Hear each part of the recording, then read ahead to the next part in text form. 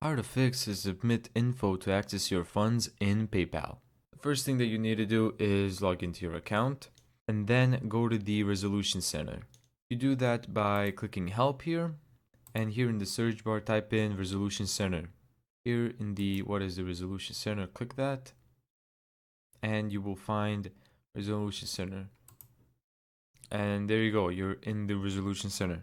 From here, you'll find details about the limitation and the specific information or documents PayPal requires. Commonly requested documents include a valid government-issued photo ID, for example, a passport or a driver's license, a proof of address, for example, a utility bill or a bank statement, or a proof of business or transaction details if applicable. Ensure that the documents are clean, legible, and match the information on your PayPal account. After you take a picture of all those things, PayPal will review the information, which may take several days. Thank you so much for watching this video. If you found this tutorial helpful, make sure to give it a thumbs up and subscribe.